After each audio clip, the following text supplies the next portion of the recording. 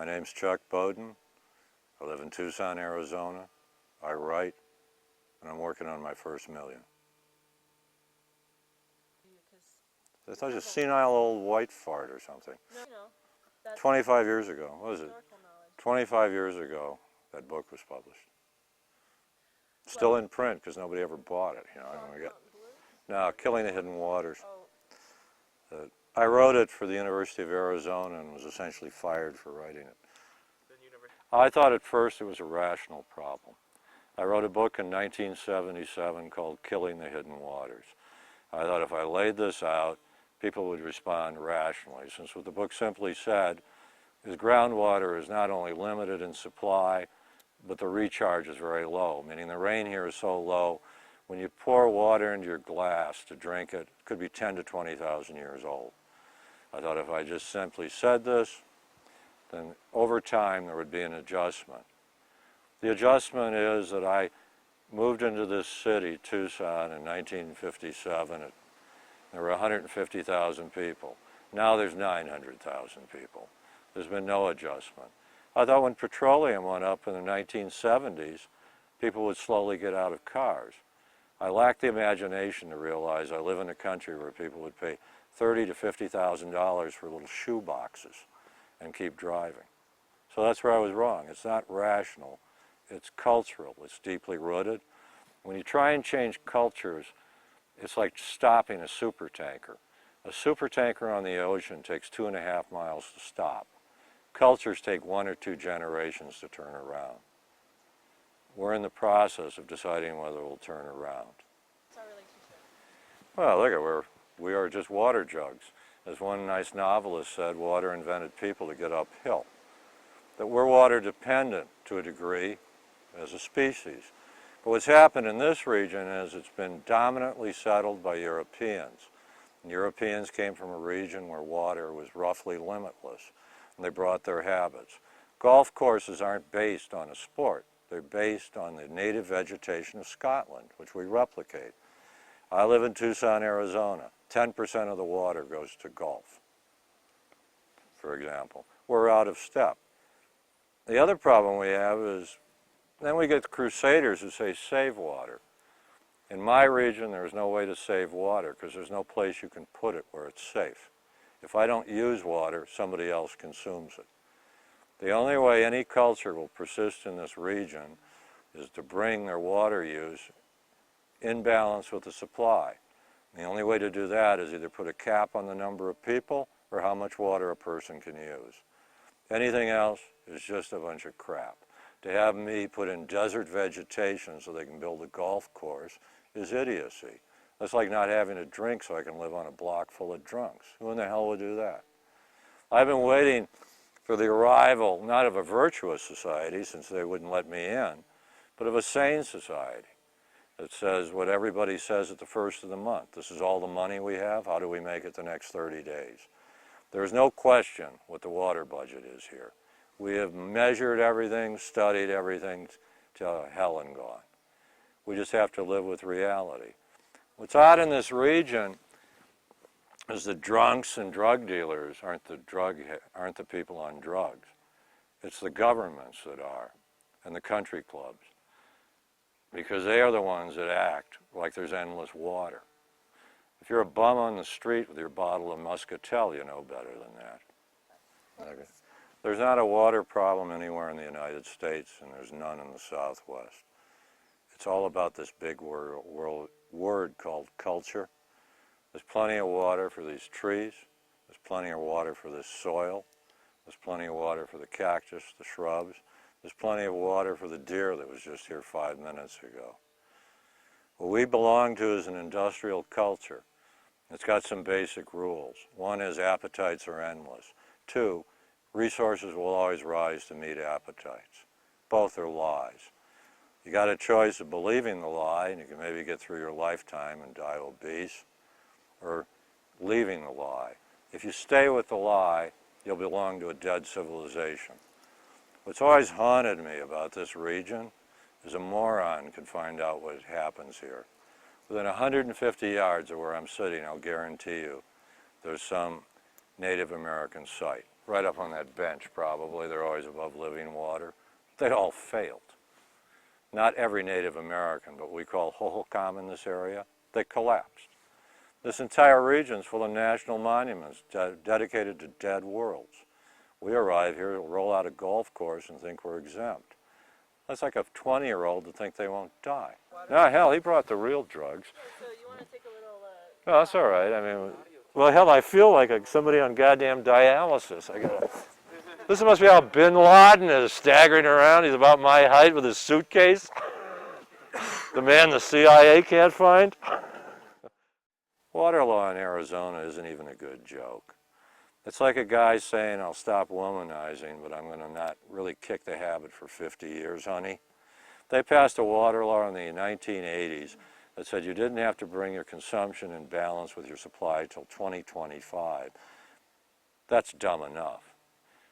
But if you don't do it in 2025, there's no penalty. Every fucking drunk on earth wishes they had to live with this law. Then to just make things better, they decided the Colorado River's in the wrong place.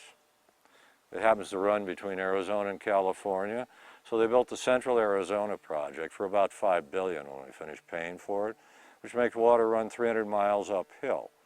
Well, giving water to the people in this state is like sending a case of Jim Beam to an alcoholic.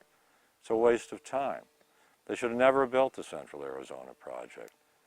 There's no advantage to having 5 million people here. And we're going to have 10 million if we don't do something, because it's the wrong place. It's not where the rain is. You can't make everything like Iowa. You can't make it the way you want it to be. What happened with the ability of human beings in the late 19th century to tap fossil fuels and deep minerals is they escaped their immediate environment. And they got into the fantasy they could build like space capsules for themselves. That's what these cities are in the Southwest. I think they're wrong, that I'm devoted my life to one city. I'm very fond of Tucson, which is a Death Star, that eventually it'll collapse. What keeps me going is the desert won't, which I like even more than Tucson. I feel the same. In 1983 in the fall, we had torrential rains all over this region.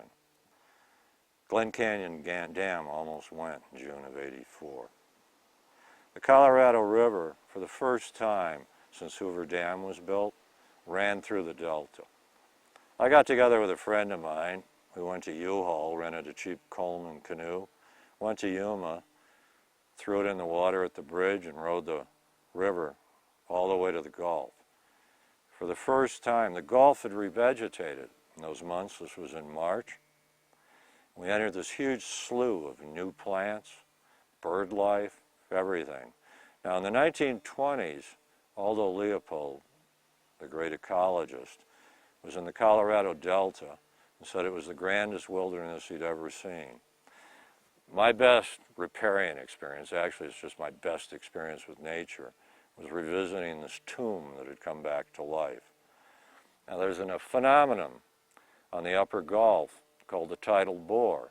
What happens on the upper Gulf of California, you have some of the highest tides in the world, 30 to 40 feet. When the Colorado River's running, this tide is so high, it hits the river and runs on top and goes upstream. We know in the 19th century it sank steamboats. Well, in our canoe, we met the bore. It came through about 1 in the morning with a full moon, this phosphorant bar of water 5 to 8 feet above the river, roaring north. You could hear this crashing sound in the night, and then you could see it, but what you really saw was this explosion of bird life, which was riding just in front of the bore, feeding off the churning fish coming up. And so my big experience was doing nothing outside of getting the canoe out of the water. I was standing on the bank watching this thing go through. Now what's wrong is the chances are no one will see that again for another 50 years. Now, that happened in March of '84, and I don't believe has ever happened since, because the rains didn't come again, the penstocks on Hoover shut. They'd had to open all the dams to save them, or they'd be topped. And so this is gone. But that was it. It was like me stepping on the third rail on a New York subway. It was hitting this voltage that was greater than you were. It wasn't danger, it wasn't beauty, it was just this immensity, like a throb. I almost wanted to lick the damn thing, but my tongue wasn't big enough. Cool. That's pretty amazing. Okay. There's two meanings of water in the Sonoran Desert. One is its life itself, that everything that exists here has either a strategy of evading lack of water or storing it. The saguaros functionally are nothing but water towers. They might as well be made out of aluminum. The trees here are in a wash with subterranean flow and have deep roots. Mesquite, the tree of the desert, can go down over 200 feet with living roots. That's the first meaning, life itself. The second meaning is simpler, death. You never want to live any place in the state where there's a lot of water, because if you do, it will be destroyed. It's like having a liquor store around alcoholics. The key to surviving in the state is finding a place with so little water nobody else will put up with it but you. Tucson, Phoenix, all these cities are monuments to what the destruction water creates. The third thing, I always said there's two things to water, what the hell, we'll add a third, is there's never enough water. No matter where there's a lot of water, human appetites will exceed it and eventually destroy the base. That's water in the Sonoran Desert. What's going to kill this state is a lack of imagination. There are no facts anyone needs to know. Drunk or sober, everybody knows reality here. We're destroying the surviving water holes. We're destroying the surviving streams. We're destroying every place where there's moisture. We're destroying the mountains slowly through encroachment. The range behind me, the Catalinas, is almost lost all its desert bighorns. What we have to have is the imagination to design a way of living so we don't do that. Because the future is foretold. There are no mysteries in this region. We already know what will happen. No one seriously thinks 100 years from now these major cities can be here unless we change. And yet everybody sits around saying we can't do anything. Well, you have a choice. You either think people lack imagination or they're almost uniquely gutless. I'd like to think they lack imagination. I'm sorry, there's someone coming down. Oh, that's all right. Yeah. Howdy. Yeah, definitely. Yeah, I can make it easy and say the threat to riparian areas, development, etc. Well, Look, there aren't any deer destroying riparian areas. it's humans. That's Yeah. That's your answer, human being. Yeah, well, they tell me we have a cortex. I haven't opened my head. We ought to use it. That we ought to be able to design a way where 100 years from now people could still live here.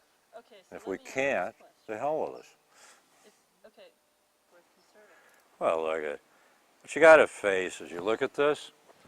Do you want this or do you want it not to exist? Well, you know everybody wants it. People sell beer taking photographs of places like this. You haven't seen a beer ad that features an asphalt parking lot. It's always this. We're human. We like this. Then you have to decide, and every individual has to decide this, do I care about anything that happens after I'm dead? And that's the big divide. If you don't, well then your life's simple. You just consume everything and don't worry about the future. And you live a life more barren and empty and of meaning than a feral hog's that at least cares about its young. Or you decide that basically, I don't want to get into these words like ecology, the environment. I don't want to wear Birkenstocks. I just soon throw my beer can out the window. But in the end, I want the world to be at least as nice when I die as when I entered it. And I'll try and govern my behavior accordingly. I think most people are in the second group. My father told me when I was a boy that no matter how much you pay a man, if you go out and you hire a bunch of men and you pay them a lot of money, and every day they have to dig a ditch and then fill it in, they'll eventually quit because they want their work to mean something. Well, that's true of people in their lives. They got a lot of problems, but they want it to mean something. They're not inherently destructive. We're all animals. You need 2,000 calories a day, a couple gallons of water, and I guess a joint or a drink or something. But you don't need what we're doing to this planet to be happy, and we all know it. Or we wouldn't have to take Prozac. I wish there were a simple way to motivate people. I'm 56 years old. I was born in a stone house with a well outside, a 3-hole privy, and a wood stove, and everything we ate we grew and slaughtered. I might as well be 5,000 years old. Most days I deal with nobody that even knows where water and food comes from. We have become a people severed from what we call the natural world. And for that reason, I think we're out of control, meaning we don't connect our actions with consequences. Trust me, whatever you think of subsistence farmers, and not that they're shepherds of the earth, they're totally aware of their consequences because they have to live with them. Yeah, people have to connect with the natural world, not to be nice, because in the end, if they don't, they're going to be killed. We can't keep treating it the way we are. I think there's 20 basic stocks of fish in the sea that people like myself like to cook and eat, and 16 or 17 are on the point of crash. I mean, eventually you go there and it's not there. Orange Roughy is now crashing. 10 years ago it was basic restaurant fare. Chilean sea bass is now on the rim. Cod's gone, essentially. You know, the Grand Banks ain't so grand no more. But, it's not, look, I haven't got a simple solution, but what I can tell you is you can't be superior to other people. You can't write them off, because there is no solution without other people. And you can't do it through a dictatorship. There hasn't been a totalitarian state in this country, in this planet that I know of that's ever taken care of the land base. In fact, they're worse. If there's one thing worse than naked capitalism, apparently it's naked socialism in the Soviet Union or Eastern Europe. So it's going to have to be done by working with people. And that takes time, and I don't have a silver bullet. All silver bullets are frauds. But I'll tell you one thing that has to be done is you have to make people meet these places. The only way you win people for these places is let them have a taste of it. That everybody doesn't have to go everywhere, but they have to experience it. And we have to get the sterility out of our lives. I live in a city that's increasingly sterile. The University of Arizona in my city is a monument to sterility. You can walk on the campus, and it's like a death zone compared to the desert. That there's not an acre here that doesn't have more biodiversity than the campus of the major university in my state. It's like a disease. Hell, people like plans, and I'm a poor person to talk about them because I hate every plan that's ever existed. But essentially in our society, what planned communities always are class refuges. They're either gated or going to be gated. And what they are is an abdication of moral responsibility to participate in the society and solve its problems. That I live in the heart of the city now, in a diverse area, I guess, because you don't fix anything by running away from it. So I think planned communities are a drain on the body politic, period. Just like I think these moves to the suburbs, use the city but not pay for it, not help it, are fatal. You know, even worse than fatal, immoral. People go into these planned communities and things out of fear because they want to be around people that are not of different races and backgrounds. I've had an odd life, which I won't retail here, but I've never lived anywhere where I stood in a checkout line where everybody was like me, and I never want to. I went to a high school that was 1/3 African American, 1/3 Mexican American, 1/3 Anglo. And that's been normal for me. Before that, I lived in Chicago. Enough said. What we're getting is a balkanization in our country, and it's fatal. Privatization is a word too long to even write, and it's become a theological point, not a logical point. The idea is if you make something a profit center, it's better managed. Tell it to the cutover region of the Midwest. Tell it to the destroyed Great Plains and the Dust Bowl. Tell it to the dying fisheries of the planet. It's a bunch of nonsense. You can never have a water policy where water's privately owned for a community, any more than you could have a fire department that way in the long run. But there's some things that are so common, if we're going to live together as a species, that we can't simply let the price and delivery be determined by profit. And water is one of them. Our problem, though, hasn't been that water's been privatized, to use this ugly term. Most water in this region's been municipal, commonly owned. Our problem is the people, if you make money having more people come here, you don't want any suggestion there's a water problem. So these cities have evolved with like a zipper on everyone's lip that water is limited. Thinking, as one guy told me 30 years ago, something will turn up. Well, what turns up is less water. And that's what we're living with now. But globalization itself is just a kind of theology. Nobody can measure it. It's just said that it will achieve this.